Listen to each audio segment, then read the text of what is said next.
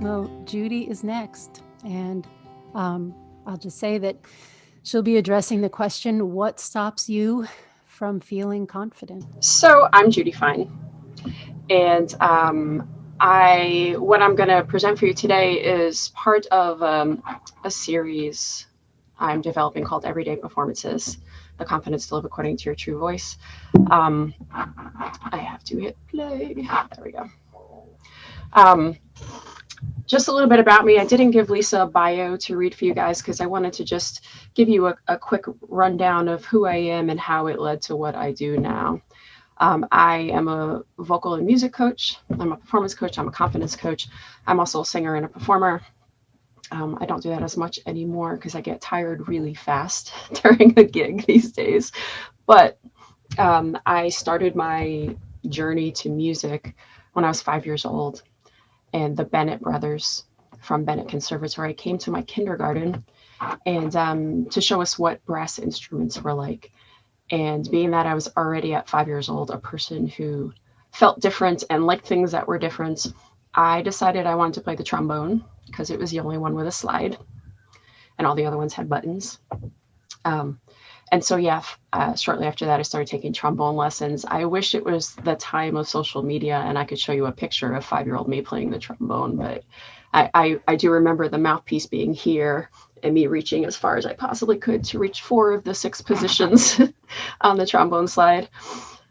But despite my early start and despite my successes, despite how easy music came for me, despite how my middle school teacher when I was in high school would take me down to the elementary school to help him teach the younger kids, despite nailing auditions and being in all county bands and having solos and then going to music school in college and eventually getting a Master of Music degree. Despite all of that, still as I went into my 30s, I had severe performance anxiety and I felt like an imposter. So the things that I had to do to improve my own vocal confidence, to improve my performance confidence, and to deal with performance anxiety, those became my passion for helping other singers and performers. And then as time went on, I realized that the kinds of things I was doing to help these people be more confident in their performances were valid in all parts of our lives because everything is a performance. An interview for a job is a performance. Asking someone on a date is a performance. Everything we do, talking to a difficult parent, voicing disagreements among a group of unlike-minded people, these are all kinds of performances. And when we don't have performance confidence, it impacts our ability to succeed in life. And so I started targeting people who are not singers and performers to help them with performance anxiety and with confidence coaching. And so here I am. Obviously, I can't unpack all your confidence dreams in a half hour or so presentation, but I do want to leave you with a possibly broader definition of what confidence really is. And I'm going to talk to you about what the most common obstacle is between you and that confident person that already lives inside you. And then I'm going to take you through an exercise that you can use to combat that obstacle. And you can use it for the rest of your life, and you can tweak it to use it in a lot of different situations. So let's start with what is confidence. Oh, and by the way, let me just say, if there's something that I say that you don't understand along the way, you can ask questions in the chat, and Lisa, you can feel confident to interrupt me and let me know. So confidence, you'll notice that when I write confidence in this presentation, I have a capital C, and that's not a typo. Most of the time when we use the word confidence, we connect it to a specific skill set or a specific knowledge set, kind of like what I was saying about self-esteem. It's usually tied to a specific skill set. I'm not confident in my ability to do math. I'm not confident I know the answer to your question, something like that. And that is an accurate use of that word. But that is not the kind of confidence I'm talking about. I'm talking about capital C confidence, the kind that, when it's done right, leads to self-reliance and self-respect and empowerment, and to me is the key to genuine success and happiness. So here's my definition of confidence: knowing who you are, how you need things to be, and being able to voice both without fear, regret, backpedaling, or anger. This is what I mean. You may have seen in the first slide that I say the confidence to live according to your true voice. This is what I mean by your true voice. And incidentally, this definition, knowing who you really are, how you need things to be, and being able to voice both without fear, regret, backpedaling, or anger, is also my personal definition of freedom. And that's ultimately what I'm going for. I'm a singer, so I felt like I had to have a famous singer quote. There it is. The most important kind of freedom is to be what you really are. Jim Morrison. I couldn't agree more. So that's my working definition of confidence. I don't know if that feels very different to you. Does anybody, you can just say yay or nay in the chat. Does that feel like a workable and reasonable definition of confidence to you?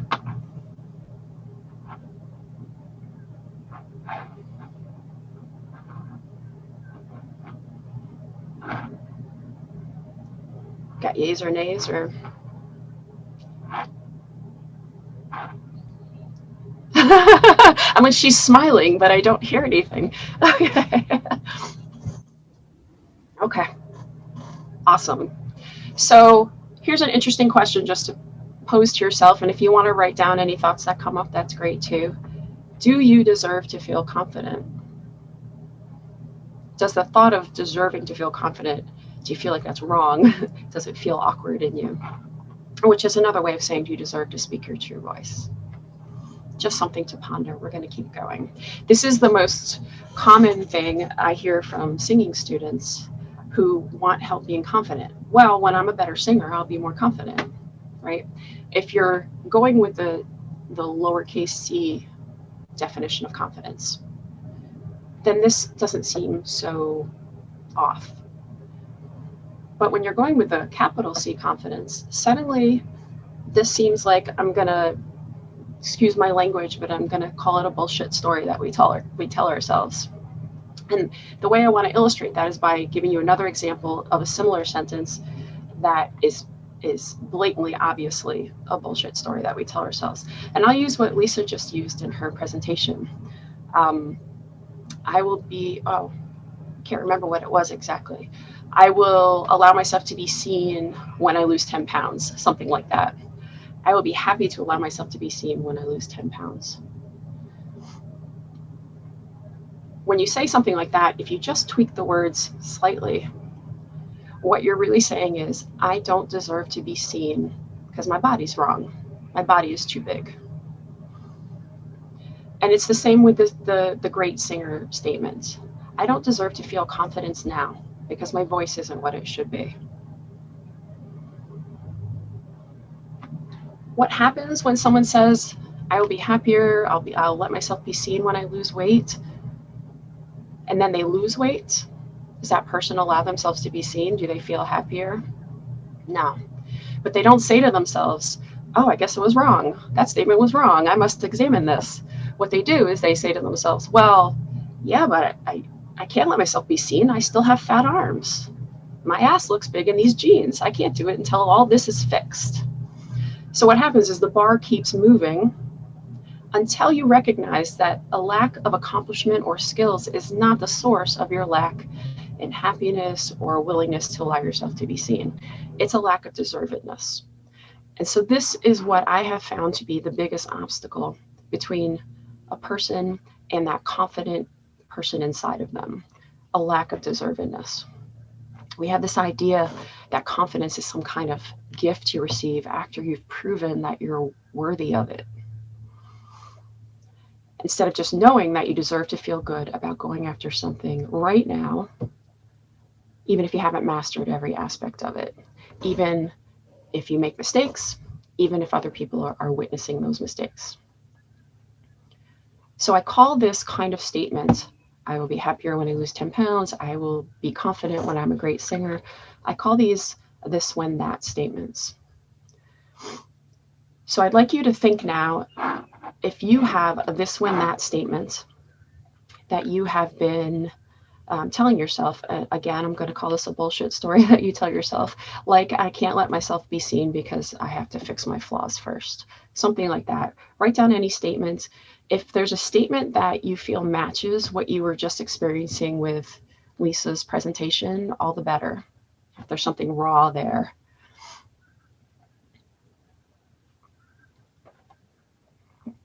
A lot of people have this when that statement's around money. A lot of women have this when that statement's around self-care.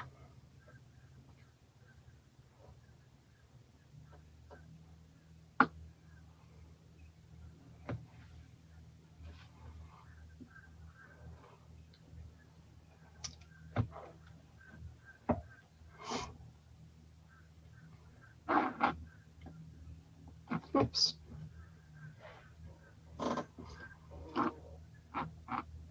And I can't see everyone, but when you feel like you're ready to move on, just look up at the camera, and maybe Lisa, you can help me know if everybody's looking up. I can't expand my gallery view.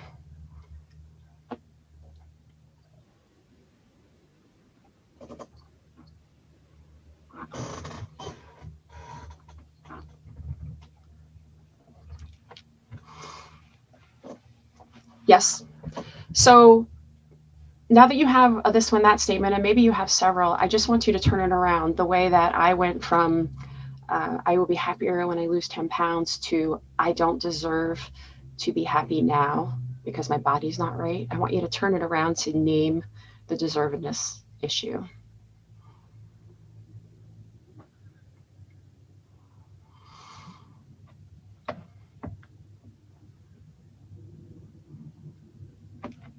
And again, just look up at the camera when you're ready.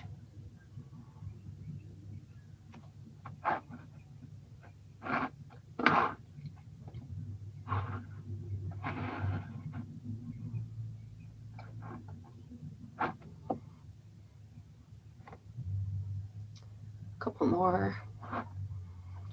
Once you've turned it around to name the non-deservedness issue, I want you to turn it into an I deserve statement. I deserve to be happy right now, no matter how my body looks, for example.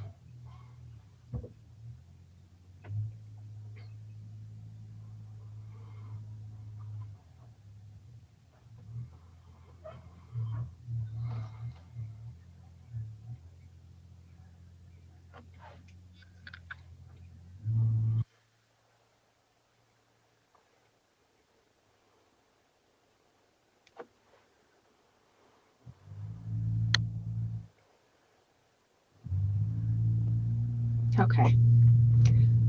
So when you read this I deserve statement, you want to check in and see if it gives you some kind of charge. If it makes you uncomfortable, if it makes you teary-eyed, if you just don't believe it when you with conviction make this statement. Because we want to find something that really does trigger something in you. And just in case you need to tweak it or you need a fresh new idea, on the next slide, I have just a list of samples that I'm going to let you read through and see if you want to make any changes. You want to find something that part of you just doesn't believe is true. Okay.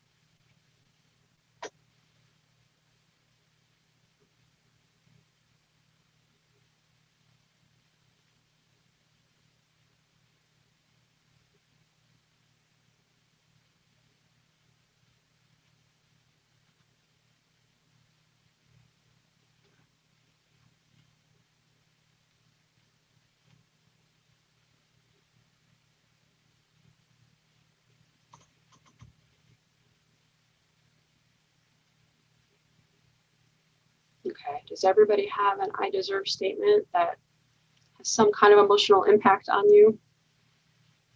I think we're good. Okay. So I'm going to take you through an exercise called Coffee Talk. This is an exercise intended to take some of the power away from this non-deservedness challenge that you have. I recommend doing it multiple times.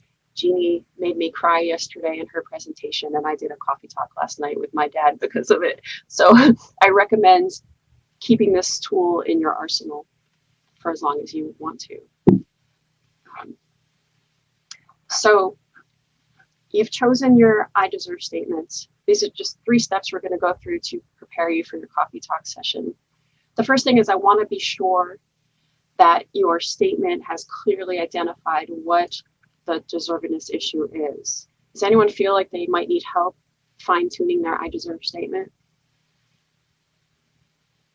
Or do you feel like it's clear what the deservedness issue is? Nobody's raising a hand, so we're going to move on. Good. So I want you to think of somebody from your past, and this is the part that made me think of you, Ashley. It might be one of those Southern women, it might not. I want you to think of someone from your past who contributed to the conditioning that led you to believe this false belief. Try to go back as early as you can. And once you think of that person, I want you to think of the earliest event or conversation that you can remember when this lesson was taught to you. Now, there might be multiple people, but I want you to pick one, and I want you to pick the one that has the strongest impact on you right now. And keep in mind that this lesson could have been taught to you by someone saying something directly to you. You could have witnessed them saying something to or about another person, or they could have just modeled it for you.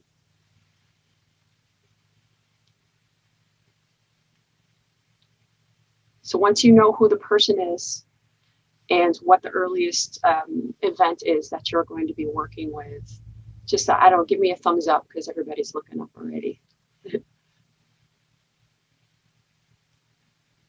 Couple, thank you. Someone used the actual reaction button. We got a tech savvy person here. Sure.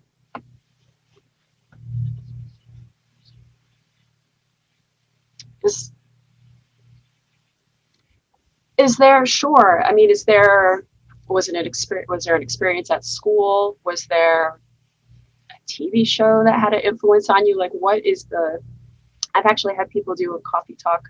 I had a client very recently do a coffee talk with a TV character that had an influence on her when she was young. It could be, it's hard to imagine. Can I ask what your I deserve statement is? Oh.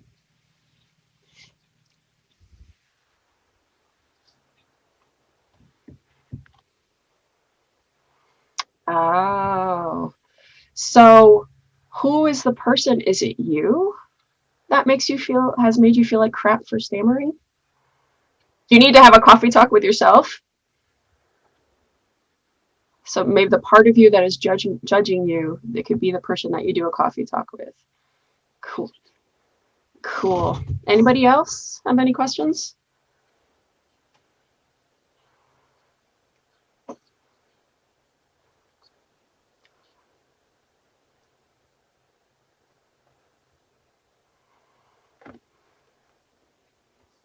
Okay. Okay.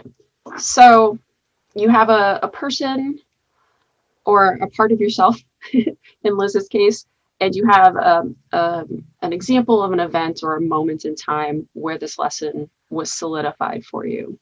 So I'm going to take you through the coffee talk. You're going to close your eyes, and I'm going to walk you through it. And I do, incidentally, if you want to continue doing coffee talks on your own, I have these basic instructions as in a PDF that Liz, I think, put on the website. Is that right, Liz? It's on the website. Okay. So close your eyes. Make sure you're comfortable in your chair. If you can, have your feet flat on the floor. Shoulders relaxed, spine relaxed. Your eyes are closed. And I want you to imagine that you're in your favorite restaurant or coffee shop. And you're entirely relaxed and content. And you're sipping your preferred drink. It doesn't have to be coffee. That's just my preferred drink. The front door of this establishment opens, and in walks this person that you've identified. You remain relaxed. You remain content. You smile and you wave this person over and invite him or her to join you.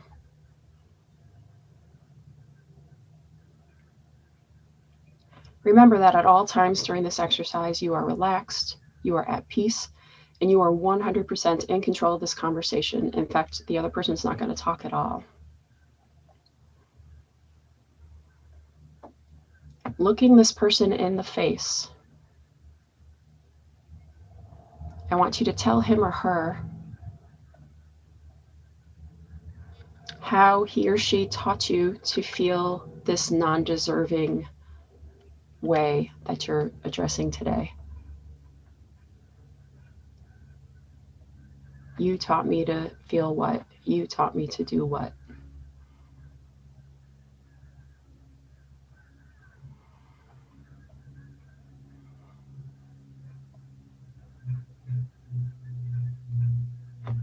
You're still and always looking this person in the face. And I want you to tell this person what you think this lesson says about him or her. Not what it says about you, what it says about the other person.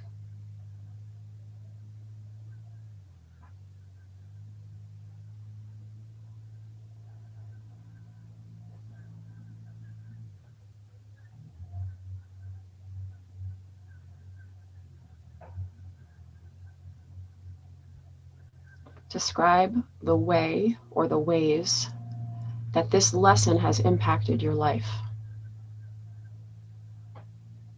Again, you're looking in this person's face.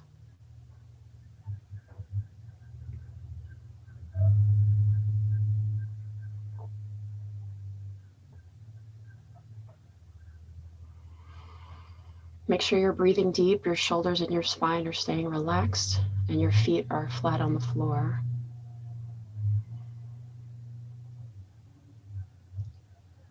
Now, under no uncertain terms, you're going to tell this person that you no longer accept this non-deserving perspective on you. You're giving it back to this person. It belongs to this person. It does not belong to you.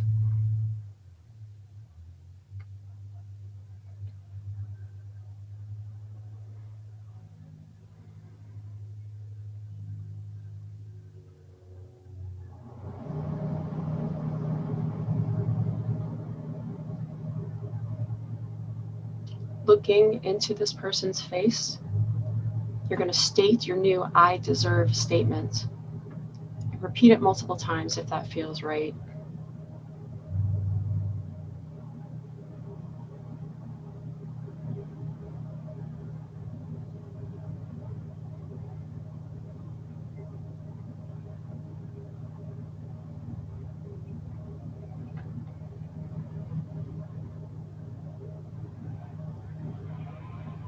Now, we're going to go back to this earliest moment or event that you've identified. And you're going to go into this memory. You can go back as the person you were then, or you could choose to go back as the person you are now. And you're going to do whatever you need to do to rewrite the script so that you learn a lesson of deservedness instead of non-deservedness. Maybe the today you hugs the yesterday you. Maybe you watch yourself stand up and defend yourself. Do whatever you have to do to change the script. I'm going to give you a few moments of silence for that.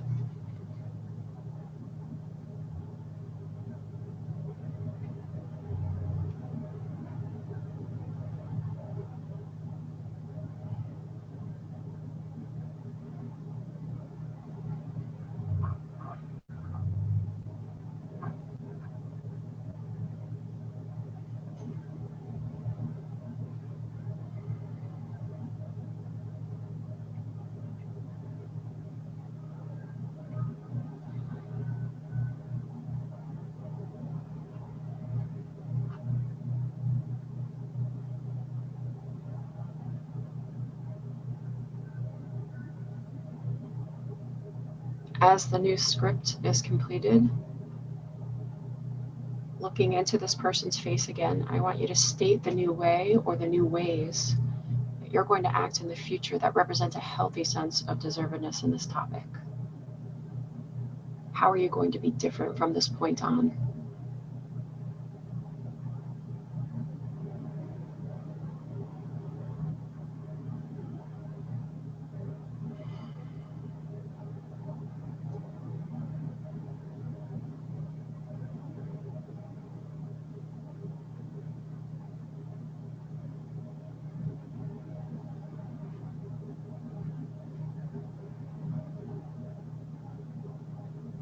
Now, as you wrap up your coffee talk, you can take your time. But I want to make sure that you end by thanking this person for helping you relearn this lesson today.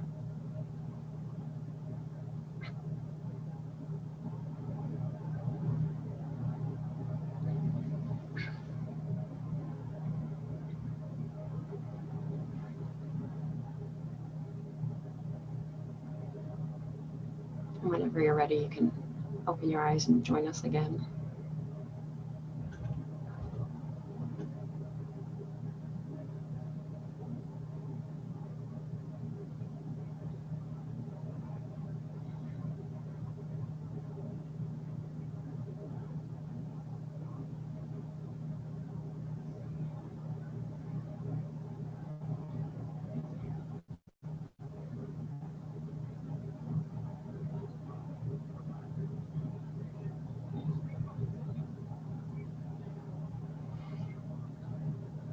Now, I'd like to take some time to hear what anyone who wants to share. I'd love to hear what the experience was. I do want to say that anytime you uncover something new in any of these presentations, it's always really helpful and beneficial to use an act of power to solidify and commit to whatever has changed.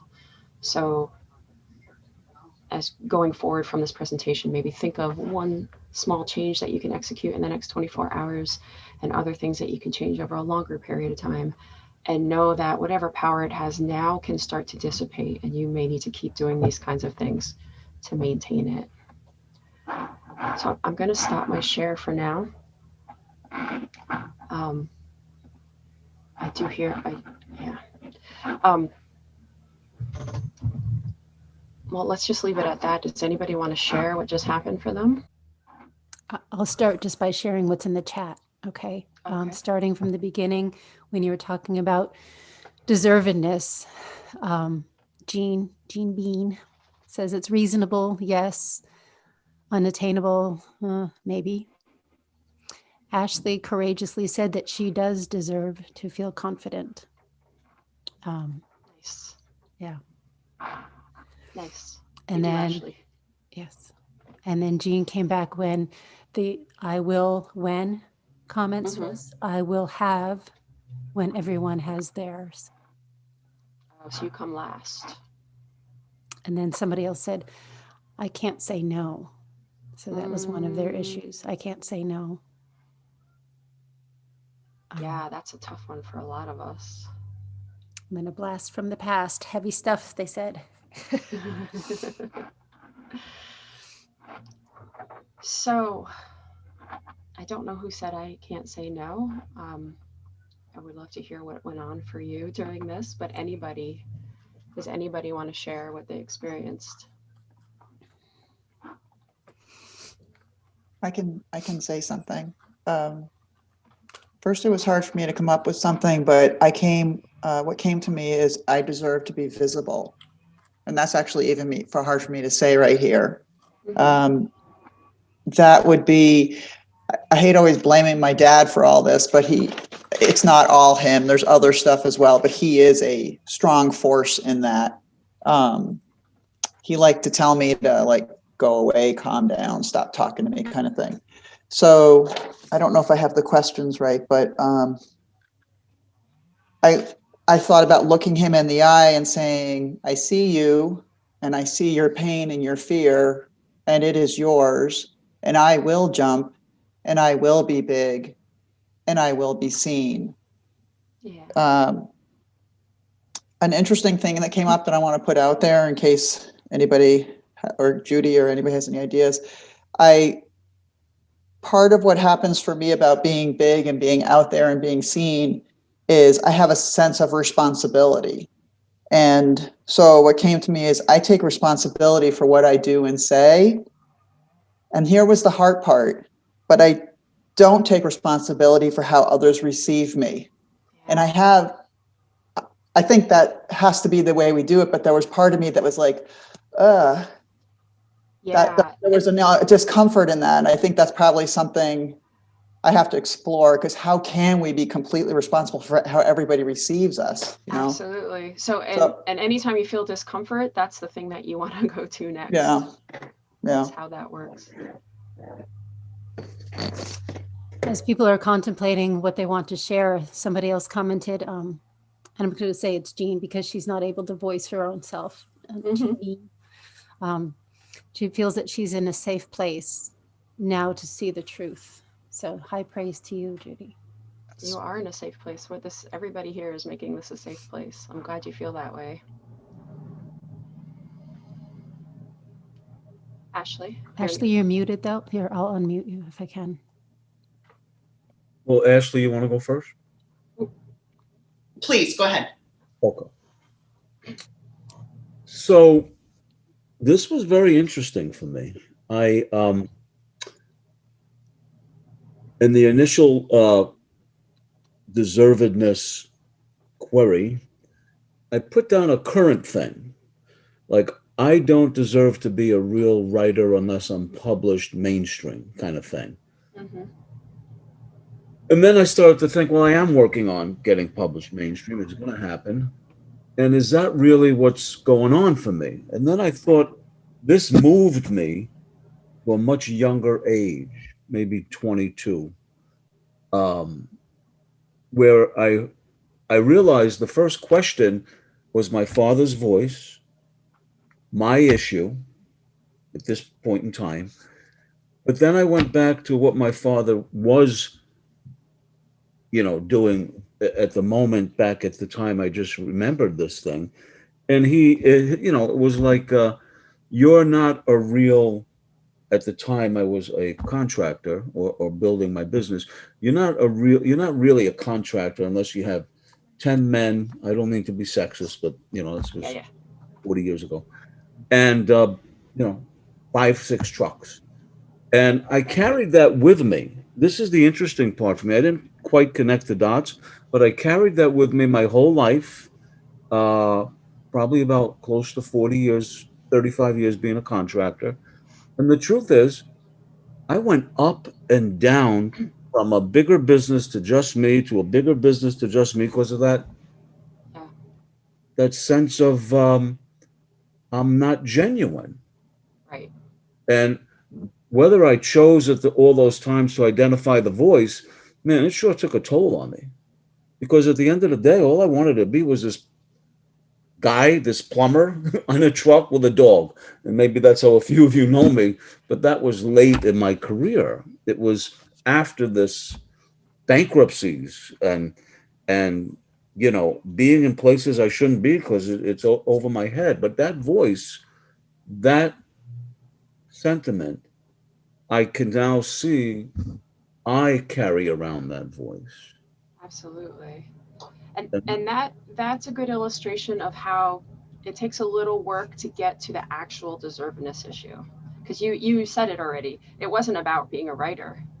You're Right. not real. Your success isn't real unless other people give it the stamp of approval in some way. That's the deservedness issue. You don't get to decide. You don't deserve to decide what makes you successful. Yeah, and the thing that pivoted me away from that writing thing is because my father died, and I wasn't a writer in his lifetime. Right. It wasn't that. It's the old stuff and his impression on me, his power over me. Yep.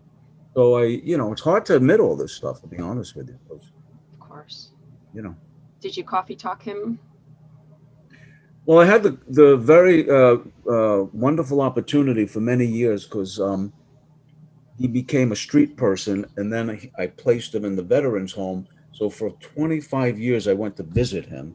And when he tried to dominate the conversations in those ways, and even worse, with some bizarre memories that just weren't real, I just said, no, Dad, because I had him captive. No, that's not true. I like being just a plumber, and I'm making good money, and I feel great, or whatever the issue was. I coffee talked the hell out of him. So, but it was still with you a little bit today. So did it require a final coffee talk to say, this is yours, Dad? I don't accept it anymore. I don't think so, because I really worked on it. but it was a good Okay. reminder.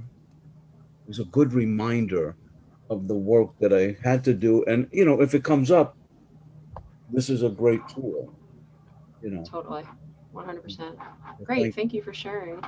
thank you. Ashley, are you still willing to share? Yeah, sure. So my original conversation before we flipped the script was that I don't deserve to be seen while my body is betraying me. So once that betrayal's gone, then fine, we can make up and be in a relationship together. Meanwhile, we'll just, so I keep my head and my body very separate for many years, probably since after high school. So not shockingly, I ended up sent home with hospice by the time I was 28, so sick from that separation, I'm sure, when I look back at the disease that progressed in my body. But looking at this, flipping the script, I deserve to be seen and happy right now in this body. I go back to the early conversations, and out of respect for the person that that I had the coffee talk with and was able to narrow down to, it was a very prevalent, similar conversation throughout the history from the earliest memories I can remember, being little enough to hear in the back seat. Look at her, she should be she shouldn't be out running being that fat. Look at how, just constant criticism of women not looking good, not looking exactly, they could look really good, but not perfect. And therefore, no one should be seeing them. No one should be hearing from them. No one should be anything. Yet, if you looked that good, then we're happy to look at you in naked portraits or, things that were not healthy in terms of a conversation. So I learned to separate and keep those aspects of myself very separate. And then as time went on and I was able to relate and be seen for what my mind brought to the equation, it was somehow going to make up for what my body didn't. I gotcha. And of course I could never catch that up. So now it's kind of fun to be in the moment where you go back and have the coffee talk, because it's so clear now that those conversations were so based. We have such a political environment where those conversations are so in front of us, like, wow, this sounds really absurd. It seems absurd to me that we wouldn't listen to a woman because of the way she looks. That seems absurd, and it isn't real for me. So I'm able to very easily separate, that's your conversation, that's not mine. That doesn't even make sense in my world. And so that's really powerful for me, because I don't get how I'm playing out that still separate. I think we mentioned in one of the earlier talks, I said, I'm taking a sauna to treat my body, but I'm going to listen to a podcast that's totally business related, to stay in my mind, and I'm over the course of these last 3 days working with you all, I'm seeing the cost. And so being able to have that conversation that distinctly allows me, I know that tomorrow when it comes up, or in 2 hours when it comes up, or whenever that is, I can return to, this is an absurd conversation and it belongs to you, not me. And so thank you for that. That's a really powerful way to draw the line that I've been doing this with and take that away. Just now I'm going to take that away and come out into it. So thank you. Yeah. Wow. That was really powerful for that. Hearing you say my body betrays me, what triggers the coach in me. And I think you might really benefit from a nice friendly coffee talk with your body. Yeah. Yeah, I think you're absolutely right. Make nice with your body. Maybe a long coffee talk. Maybe in a hot tub or in the something. sauna. There you go. Maybe a red wine talk. There you go. Yeah. In the sauna. You're all together. There's the observation of unconditional versus conditional love. Yeah. This is what makes them, And having that unconditional love for yourself. Yeah. I found it difficult to choose just one thing when you put the list up of suggestions or examples. And then when it came down to doing the work, it occurred to me they were all under the same umbrella of who do you think you are? Yeah. Who do you think you are? And the message being, you should pretty much accept any crap you get. And so I did. because you don't deserve to not accept crap. Yeah, you should be really grateful that the crap came along. Yeah. Yep. And say thank you. So did you give that back in your coffee talk? I am trying. Yeah. Well, this is what I'm saying. It's not like it's not like a light switch. Mm-mm. Just do it once and I'm fixed. It's Yeah. something you keep coming back to over and over again. I told you I just did it with my father last night. Do you know how many conversations I've had with my father in my head? I Wow. literally saw myself push a bundle. I didn't plan it. It just kind of happened. A bundle across the table. And I said, this is yours. Take it back. Oh. So it's just, you just got to kind of go with it, not worry about whether you're saying the right things or you're following my questions exactly, and kind of let it go where it wants to go. One thing you want to make sure you don't do in a coffee talk is let the other person talk. That's the problem. You're exactly They're right. irrelevant. They're irrelevant. That's in a exactly the coffee talk. problem. Yeah. Does anybody else want to share something? I know it's I'll really. Go ahead. share. So it was just so interesting because I did this before and I sort of zeroed right in on this one thing, but this time, like Lisa said, I mean, I think it was Lisa who said it. There were like three things on your list that I was like, oh yeah, there's that, and to try to zero in on it, and then there's just so much stuff with my parents, and they both have been gone for so long. And my mother in particular, who died when I was, I watched her die when I was 24. She died right when I turned 25. And it's so hard for me to just, like, I hold her in my heart. I'm going to cry just thinking about her. Go for it. Anyway, I went to talk to my dad, but then it was like, no, I think I've already given what I need to give back to my dad. It's really more about my mom, but it's hard to just go there. And what about it felt hard? Not that I can't guess, but what about it felt hard? Well, there's just like a protective shell around her. Sorry. So is it, I might be getting this wrong, so this is a genuine question. Is it that you don't deserve to tell her what you need to tell her because she's sick and dying? I don't know, maybe. But I'm grateful for this because I'm going to go back to this and work on this because I can see that there's 100%. Just this thing there that I have to, Yeah, I wish I could just give you guys something and you all walk away feeling more confident. But this is stuff you got to peel away. Yeah. So again, I just poked some monsters for you. I hope it was helpful, and I hope you can continue doing coffee talks. I do want to, if nobody else wants to share, I would love to hear if anybody else wants to share. I know this is really private stuff, so where? I'll say something. Oh, go for it. The question about deserving, I was really didn't know what to say because I don't use that term. I don't know that it's ever been used, seriously with me, because my idea of deserving always is, it's like, if you've already made an agreement ahead of time, okay, look, you have to finish your homework before you get to go out. And so to say, well, you don't deserve to go out because you didn't keep your end of the bargain, that always made sense to me. Mm-hmm. But it's never been used in any other way. And I know I hear all the time, well, I don't deserve this or that. And it's jarring because there's a cognitive dissonance. Well, that doesn't fit to say you don't deserve to be happy, or you don't, because you never agreed to that. That wasn't part of the rules. So I was trying to fit this in. And then, so I just said, well, okay, it feels to me like this is more like something my mother said to me when I was a child. She said, who do you think you are? And I said, nobody. Oh. It's very vivid in my mind. I said, nobody. And then I knew I was off the hook. Everything was all right. And it didn't bother me that much to say that because it didn't. I think I'm an old soul, and I probably was a Zen monk or something. And so being nobody was like the height of illumination. It wasn't a problem, And, but so anyway, but I thank you because I took this meaning of deserve that you have, which I didn't, but I took it on, and then and talk to her about that. And that was very helpful. Of course, she didn't get to say anything. I just said my piece.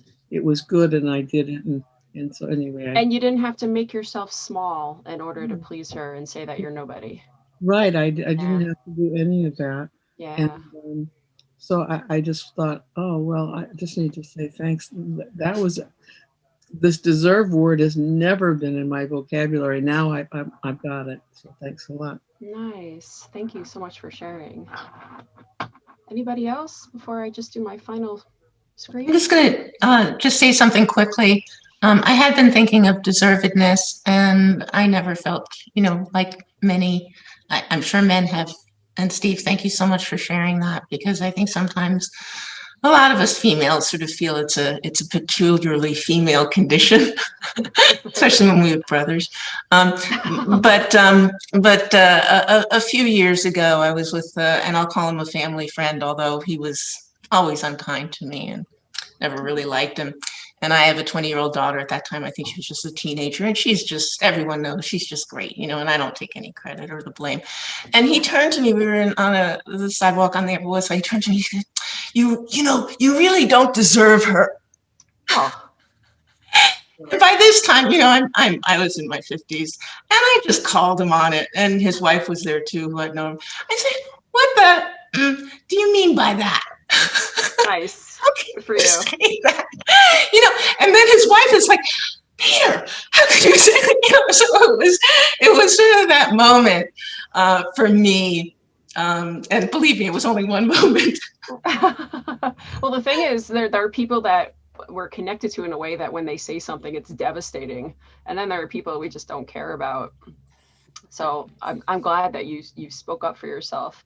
There's like when you're a kid, if your parent says something like that, it's much more devastating. Well, this was a family friend that he's maybe 10, 15 years older. So I grew up with him. He actually lived with us for a while, and he was so unkind to me. I mean, I was like 13 or something. I was wearing a t-shirt, and I guess my nipple, I guess I was developing, and he just called attention.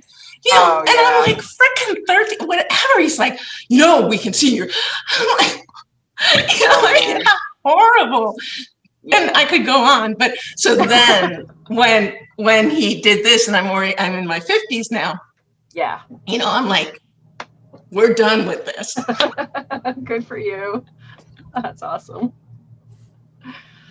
There's a comparison made here. Very Emily Dickinson. That's all I'm going to say. That's pretty powerful. Oh, well, it's the poem. It's the I'm Nobody poem, which if you know it, you know what I'm talking about. And if you don't know it, but the nobody is powerful. It's the somebodies who are pompous.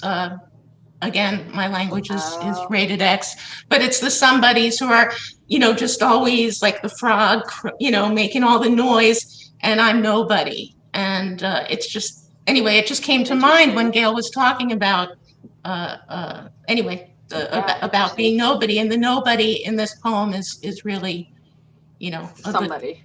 Yeah. Nice. Thank you for sharing that.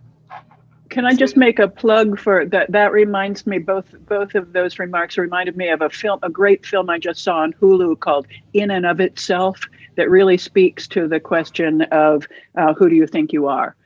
So highly recommended. Nice. Thank you. That's a big one. Like you're outside, you're too big for your britches kind of attitude is a big one with deservedness challenges. Whoops, I just unshared. Let me try that again.